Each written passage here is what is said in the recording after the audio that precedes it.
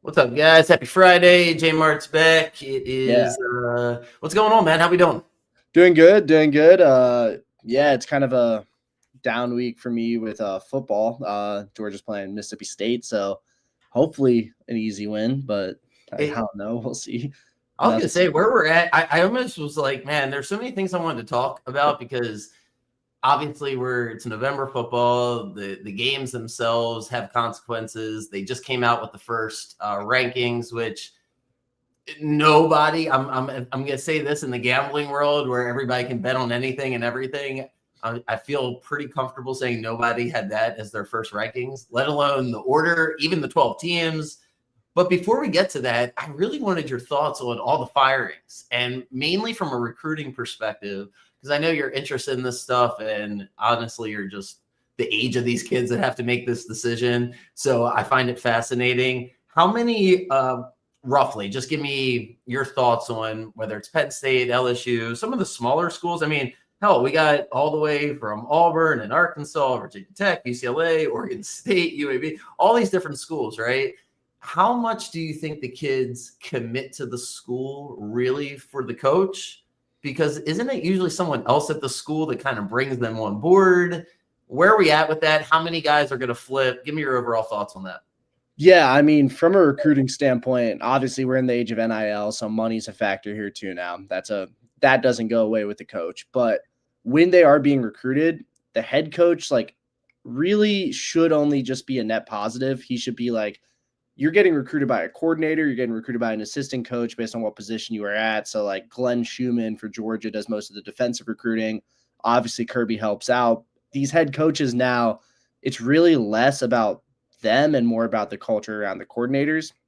That being said, like you look in LSU with like a Brian Kelly, he was heavily involved in it, for better or for worse. But really, like the way I like to think about it is the coordinators are what really matters, the meat and bones, meat and potatoes of it. The head coach is like the star that just like rises above everything else. It's like, oh shit, this is the head coach, and like he's kind of supposed to be there and really only do good things. Really, like you won't know what kind of coach he is until afterwards or after talking to the players. They're not heavily involved. From a recruiting standpoint now, I think the reason you're seeing so many midseason firings at this point is so they can like set it back up for next year's recruiting cycle, but also because NIL exists. Like these players, a lot of these players are just going to go wherever they feel like they're getting the most money from. And it sounds like it's really sad to say, but like I don't think it matters as much as people think it will from a recruiting standpoint, especially like transfer portal exists now too. You can stock up there once you have a new coach. You look at like an Indiana that really replaced their entire roster with another team's roster 2 years ago and made the college football playoff. So I think it matters. I think the weirder part is going to be finding the coaches to fill these voids. You're looking at a lot of coaches that have been fired that really probably won't find a job next year. Like I really don't see Brian Kelly just waltzing into one of these other SEC jobs. Definitely don't see Hugh Freeze waltzing into one. I don't think Sam Pittman will either. Those are three names just off the list. And so then now you're looking at coordinators. It's going to be a weird situation there. You're hiring someone new. You're hiring what's weird to me is I don't know who Auburn's going to replace Hugh Freeze with. I know it'll probably be better, but I don't know. And now you look at teams like Arkansas, who are probably bottom of the totem pole now. They won't get the pick of the litter. They won't get who Florida's going to get, who Penn State's going to get, who LSU's going to get. Yeah. They're the biggest loser out of all these coaches being fired. They fired their coach first, thought there was a market. Now there really isn't one for Arkansas. Where does Franklin end up? Where do you think he's going to be the best fit? Because out of all the coaches, I imagine he is ready to go. He'll probably have his pick. Where do you think he'll end up? I mean, for a lot of people don't remember this about James Franklin because he was at Penn State for so long, but he was at Vanderbilt before that. He is an SEC coach prior to being a Big Ten coach. I can see him going back to the SEC. I wouldn't want to touch LSU at all if I was a coach right now. There's some the political stuff going on. There's not going to be an AD once you get there. Weird. Really a situation you don't want to go into. You really want to get hired by an athletic director. I can see Franklin going to Florida. I think it's something that he would like. It's a way to still kind of stay in the spotlight. He's able to handle kind of crazy fans. He dealt with it at Penn State. Florida's able to recruit decently well. And he does kind of fit the Florida hiring side, like philosophy. He seems a lot like a Dan Mullen at this point in his career. But outside of that, I don't really see going anywhere else in the SEC. And then what about Napier, the guy that left Florida? Does he get another shot at one of these SEC jobs? I think he's good enough for it. I think if I'm Auburn, I really wouldn't mind getting him that job, giving him that position. I think that's part of their philosophy with firing him. Arkansas could be a good change of pace for him as well, where he has lower expectations. It will be harder to like upset fans. Don't see him. He might touch LSU. It depends how much he likes the spotlight. I really don't see him doing that. Or the other option for him is he can just go back to being a coordinator. Like, I mean, it'll work for a couple of years, show that he does in fact know the game pretty well, and then jump off to a better opening. Because that's the weird part about this cycle. There are a ton of openings. They aren't exactly the most eye-catching ones. These are kind of really scary positions to be in. Being a head coach at Florida, Auburn, and LSU is not – it's high pressure for programs that really haven't won a lot in the past couple of years. Well, Penn State, we haven't even gotten to them. What direction do they want to go in? If I'm Penn State right now,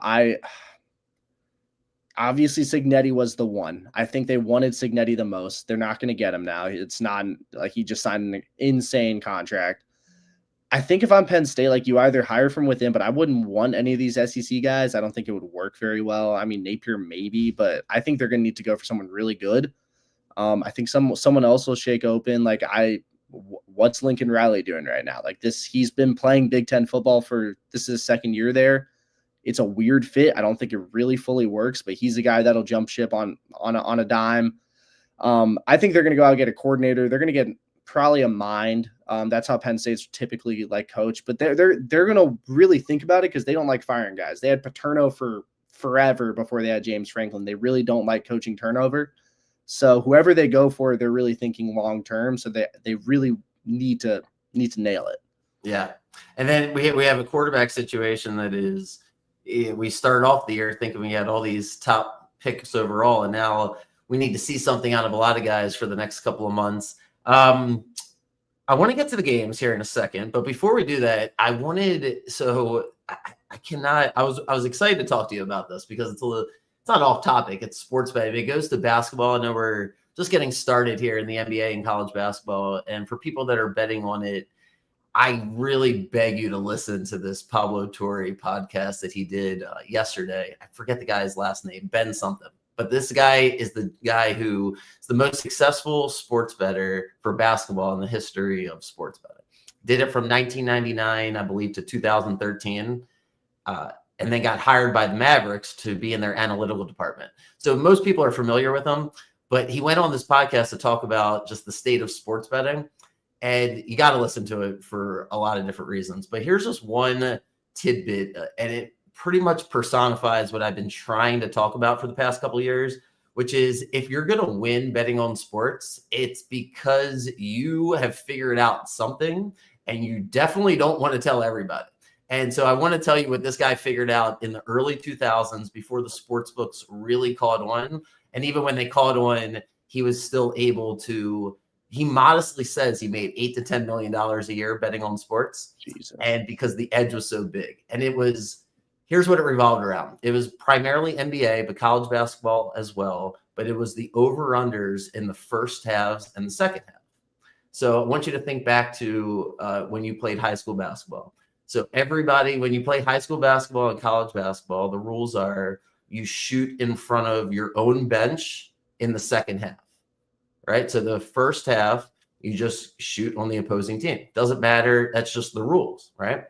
So I'll get back to that in a second. In the NBA, apparently it was the option of the road team to decide which half they wanted to go which direction. And like most group think, every team would choose the same way high school and college. It just makes more sense at the end of the game. You want to be in front of your team's bench. Well, apparently the New Jersey Nets, Washington Wizards, and Utah Jazz would notoriously go in the opposite direction. And this is early 2000s. So information's not as available. People aren't just bragging on Instagram that they made their bets. You can only bet in Vegas. And this son of a bitch is figure this out. And the logic, which I think everybody that's played basketball or watched basketball understands, is you're going to make more points in front of your own bench for two obvious reasons. The first obvious reason is the ability to have your coach right there to help you go through the plays and just help, right? That would be a positive. And then the second thing is these son of a bitches on the bench are always trying to mess with you when you shoot. So naturally, everybody knows it's not like he's the only person that figured out, oh, there's going to be more points scored in the second half. But one of the things he realized is it was less about the fouls at the end of the game and the chances of it going to overtime. And more specifically, these three teams, I guess, were like an outlier. So he picks up on it. Other NBA teams are picking up on it. And they're seeing the Jazz. So if like the Jazz would have success with it for a night, he's like, he would watch another team copy it. And so he would start, it was unbelievable. He's betting at halftime of games. So my whole point is, I think he owns like a European soccer team now. And the point of him being on the podcast was like, this is ridiculous. Sports betting, it's so predatory because now they're encouraging you and I and anybody that's actually watching any of these games to do parlay bets, to get rich quick. And he's like, dude, once they figure out you're winning, even if they don't know how you're winning, they're going to limit you. That's just like part of their algorithm. And you can't win that way. Everybody that bets on sports knows you can't win in the long run just doing parlays and all that kind of nonsense. So it was just a fascinating listen because that, I believe, is it's like, yes, there might be some people out there that are successful betting on sports. And when you listen to what he had to go through to get bets down, he figured out something faster than the books did. So anyway, I wanted to share that with you. Yeah, let's go to some college football. Yeah, no, I mean, it is insane. And I do think like when you're betting, like realistically, when you're watching ads from sports betting companies, essentially your mindset needs to be whatever they're advertising, whatever they want you to bet on, which is typically, from what I remember, it's touchdown. They want you on touchdowns and player props, and they want you specifically on overs on player props. If you start watching the current ads, it'll all be about the overs. They never talk about the unders. They always talk about the overs because overs are A, more fun to bet. It's more fun to root for someone than to root against them. And B, they will typically be priced it's a little juicier on the over. The over is a little harder to hit typically because, again, it's easier to do nothing than it is to do something. If you really want to make money, if that's your goal, whatever the books want you to bet on, don't. Whatever they're advertising you betting on, don't. That's how they make the money. But JMart, I would go a step further. I would say that it's over. Like, you got to give up on the idea of trying to bet on sports to make money. Like, You have to understand what you're running up against, because even if you do what you're talking, you figure something out, unless you're willing to dedicate your life to having other people make bets for you. That's if you figure something out. They're just going to limit you. They're not going to let you do it. So yeah, this is fun. But if it turns into more than that, or you're better off just finding a friend and betting with that person and avoiding the juice. But all right, we can do this all day. I don't get to keep you all day, but thanks for letting me blab about that. And let's make some money. I'm going to give you a break last week. So you had some technical difficulties. Did you see that shit? It was fucking insane last week. Oh, my God. Well, we know Gunnar Stockton is not betting on Georgia -7 because he clearly, if you didn't see the game, Georgia's up 24-20. Most people had 6.5 there. Say, Gunnar, here's what you're going to do. We're either going to not get the first down so we can kick a field goal, please. Or can you just get in the end zone? And I think they were on like the 4-yard line. He decides to get 3 yards or whatever. So that wasn't helpful.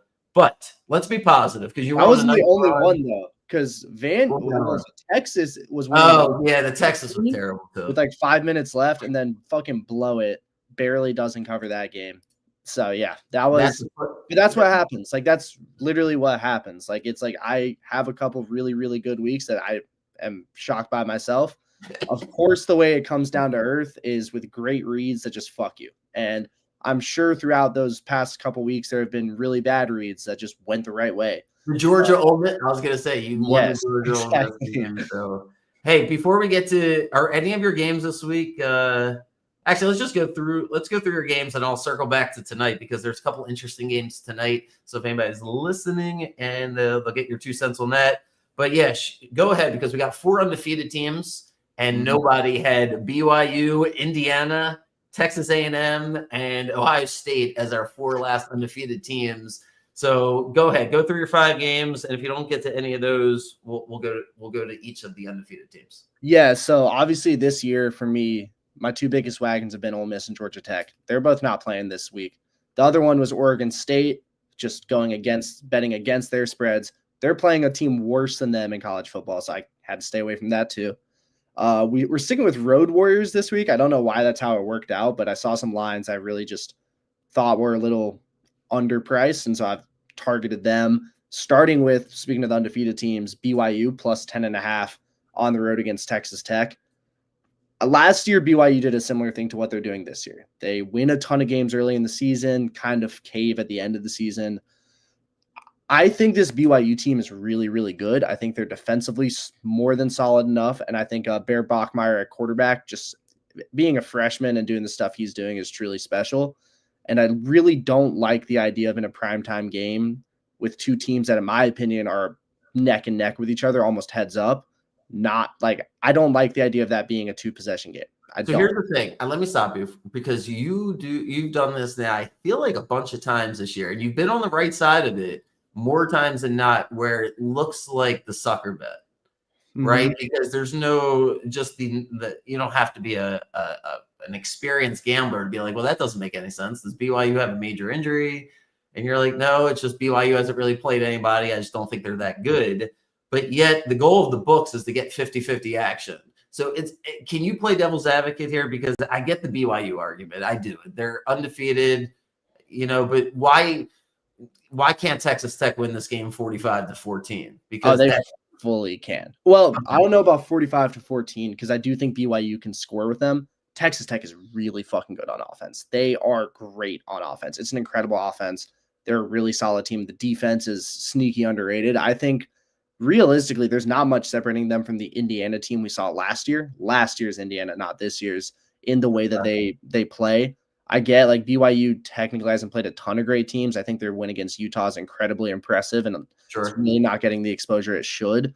I think, again, at the end of the day, Texas Tech carries a little more prestige. And, of course, like they've had some more high-profile wins. They've run through, at this point, pretty much the gauntlet in the Big 12. They've pretty much beat every single team besides BYU they need to beat in that conference. I don't fully believe in BYU's ability to win this game. I honestly don't fully believe in their ability to keep it within a touchdown. But 10.5 points in a game like this is just a little too much. What's BYU going to do? What's their strategy going to be? Are they going to run the ball a million times? What's their offense look like? It's Bear Bachmeier. It's trust in the quarterback. He's been incredible. They really haven't changed it, honestly, too much from last year when they had Jake Retzloff at quarterback. They've kind of just thrown Bachmeier out there, said, we believe in you. It's worked out up to this point. Give me a comp to him. I don't think I've seen too much of him. If you had to give me an NFL guy that on his best day, who's he trying to be? He's a little shifty. He can run a little, but he does just like to throw. I'm not giving him Justin Herbert. I don't like a Sam Darnold type. A little bit. I think I like Darnold, honestly, as a comp. I feel like he's a little smaller. He feels smaller in the pocket, which is an issue. Like, you don't want a quarterback that doesn't feel very imposing. I'd say like Mendoza out in Indiana is like the opposite of that. He feels incredibly intimidating in the pocket, but he's really just like a good player and he's a good quarterback. And Texas Tech, I believe their guy's name. I want to say I think it's Hansen. It's been a minute since I like fully committed to a Texas Tech game. Simply put, I feel like the line's overpriced. Texas Tech, it's going to be a rough home environment. Like Texas Tech is. I can't wait for this game. I can't wait for this game. More than anything, I'm looking for a shootout here. I think it is going to be a shootout. That does add some variance to the line, but I like both these teams. I think they're both good offensively. Yeah, I really can't wait because I have not seen much of BYU at all, and I love when the team it's just like a perfect college football game. How's the undefeated team getting this disrespected? I think they're going to get killed, or they're going to find a way to win. You got the plus 10.5 though. You think Texas Tech's just going to beat them soundly, but BYU covers. All right, cool. What's the next game? Yeah, I'm going, and again, it's road bets. I'm kind of just trusting like some line movement, and honestly, I might be the fool this week and just have fallen for it. Oregon minus 6.5 on the road against Iowa. Iowa just got ranked this week. They've looked fine. They've looked like they're keeping games It's our relative. Super Bowl. This is the Super Bowl for Iowa. It's gonna be a great environment. And it is. And like they are a solid defense. We did see Dante Moore really struggle against that Indiana defense when they played at home. He looked pretty rough. What also needs to be remembered in that matchup is that Dante Moore really doesn't have that much college level experience yet. He hasn't really seen that good of a defense yet. He's got it in his system now. He's seen it now. They've stumbled through a couple games. They haven't looked their best. Like I think Wisconsin kept it pretty close against them after that. But they're still a really good team. And on top of all of that, what really just sells this for me, Oregon's run defense is incredible. Iowa does not throw the ball. I don't think their quarterback has 1,000 passing yards this year yet. They don't throw the ball. They won't throw the ball. I don't think they're going to score on Oregon is the big issue here. The number, when was the last time Oregon had a 42.5 total? That's telling you something. Yeah, and it's like I just don't really see them scoring a ton here. I think if you're looking at that point total and thinking it's going to go over, there's no way you're also looking at this line spread and thinking that Oregon doesn't cover this game. Iowa's not a bad team, and they're kind of back to being like a traditional Iowa program, like maybe mid-20s ranked team that just kind of sits there and is annoying for teams to play, but at the end of the day just probably won't win the big game. I'd be shocked if Iowa wins this game. I'd be shocked if they can keep this within 6.5. I lost a considerable amount on Iowa against Michigan in that Big Ten championship game a couple years ago. I want Iowa so bad to be successful. I yearn for the Ravens 2000 defense, that type of. As soon as I'm like, oh, that team reminds me of that. They're my new favorite team. So Iowa every year is like, man, I hope Iowa gets it done. Realistically, I hate the idea of betting on this game one way or the other because I do think both things are in play. I think you're going to know early. If Oregon can move the ball, it is going to be a nightmare. And likewise, if I was in 3rd and 4, then sure, they can definitely cover / win the game. But if it is 3rd and 8, like you said, if Oregon's run defense is going to be disciplined and, I was going to end up in 3rd and long. I watched that Iowa State game early in the year, one of the first games. Iowa will get their ass kicked if they can't figure that out. So, all right, Oregon -6.5, BYU +10.5. What's the next one? Next one, I was talking about Fernando Mendoza earlier, -14.5 on the road against Penn State. I don't like at all betting on a team to cover on the road against Penn State with 2 touchdowns being the line. That being said, this is a different Penn State from the Penn State we've dealt with for the past 10 years. This is not the same team. Yeah. Ohio State made them look awful. They looked like they couldn't do anything offensively. I don't expect that to change because I really don't think Indiana's defense is that far off from Ohio State's defense. They've looked unstoppable, and they have a quarterback at the helm that's also looked really good. I mean, Indiana, like, to understand this line is to really, I think they're putting a touchdown's worth of weight on the home field advantage for Penn State, which I really don't love because I just don't think it matters at this point. I think that program is just kind of given up on the season. I was going to say they're not going to be excited to play this game. Maybe they get excited in a couple weeks when it's the last game of the year, or whoever they play. But you think this week they just lay down? Yeah, and like again, you're going to see a trend through all these. I think this is a game you're going to be able to tell within the first 3 drives probably if this is going to cover or not. Yeah. And really what it comes down to is Indiana needs to just dominate them their first offensive drive. Once that's happened, game's over, I think, at that point. Like, you just got to demoralize Penn State early, and then I don't think they're, like, going to push back. There's not going to be a ton of fight in this Penn State team, but if Penn State can smell blood in the water, it can become a little problematic for Indiana, but no one smelled blood in the water all year against Indiana. I really don't see this being the game where that happens.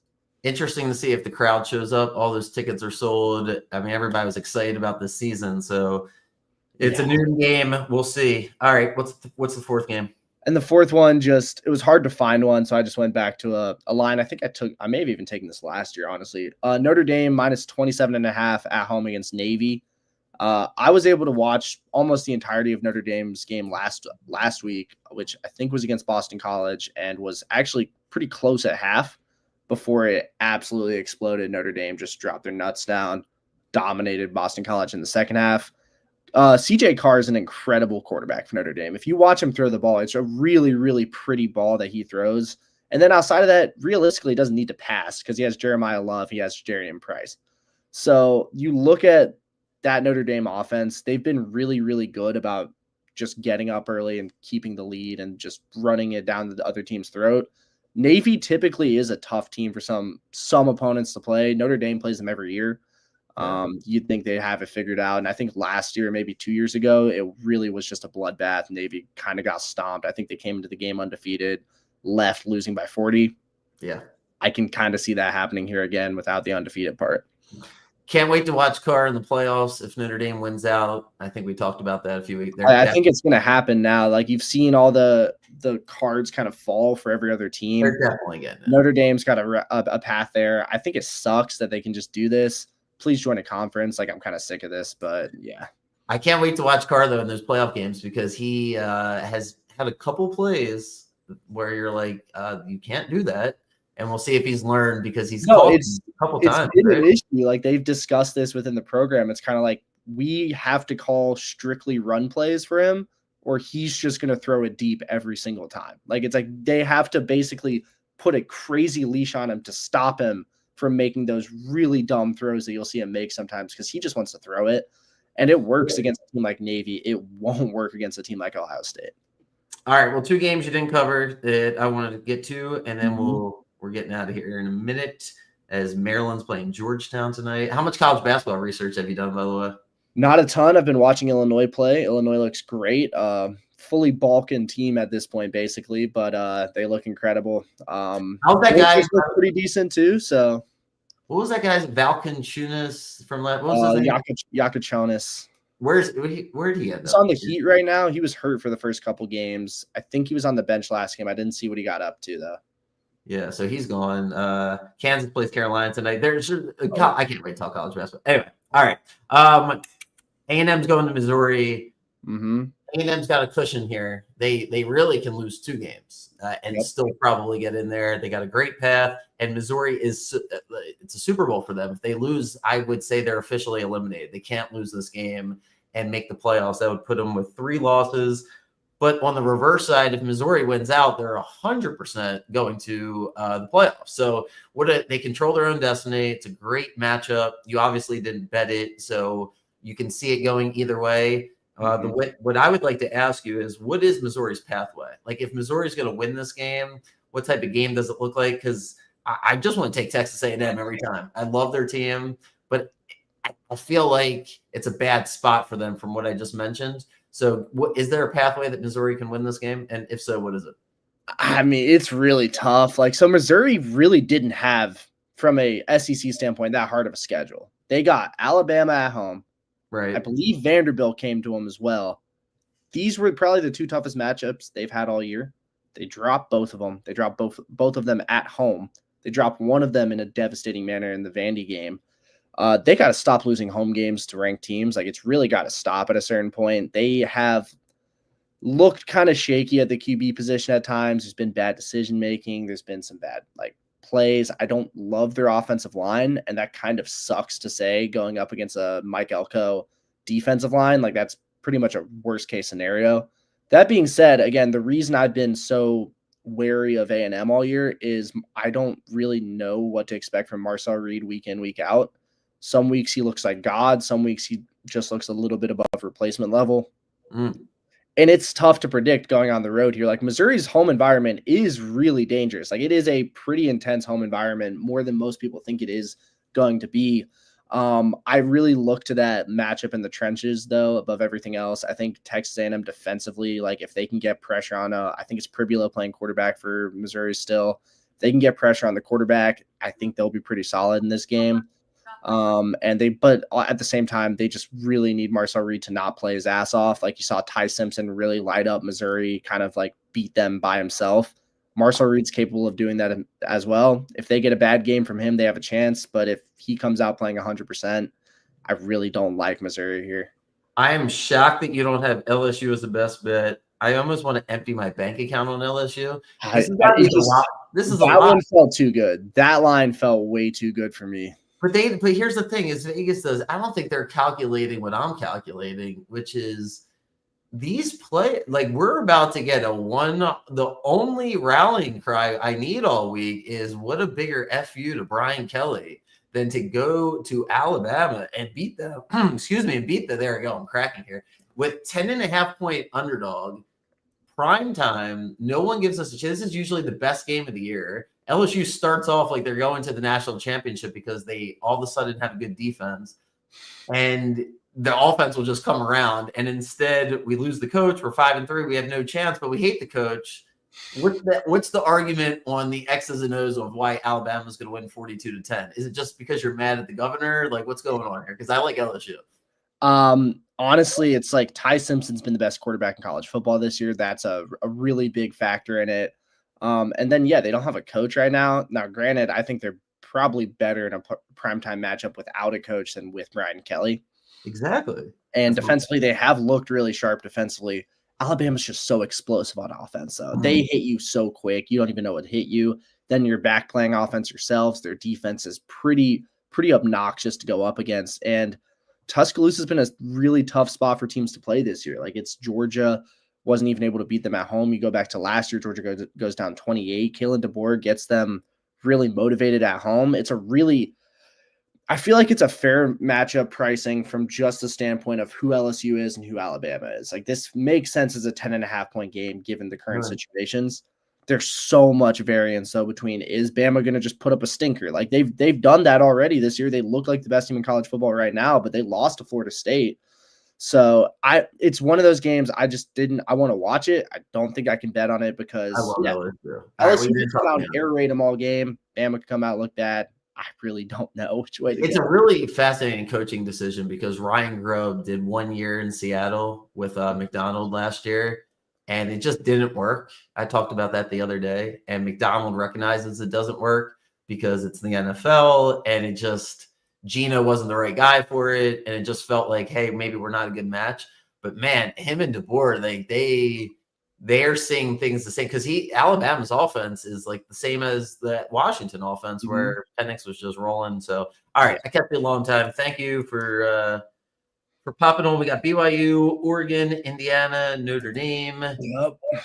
And yeah, cool. I shall catch you next week. Good luck to everybody. And then I'll be here on Sunday morning early because for some reason we have a game in Germany, but that's great. They send the Jaguars over there again, or no, the Jaguar. It's the Falcons and the Colts. Fuck, I have to wake up early now too. Jesus, just to watch the Falcons lose too is the worst part. Damn. Falcons lose in ways where you guys just better. I don't know. Let's just not sign Justin Tucker. I don't know if he's on the market. I guess it's week 10. He's available now. Yeah, I saw a video about that. He's not suspended technically anymore. I didn't realize they suspended him. I thought teams just didn't want him, but that Falcons loss was a tough loss. That was every single one of them is. So, all right, dude. Have a good weekend. I'll see you guys Sunday. See you.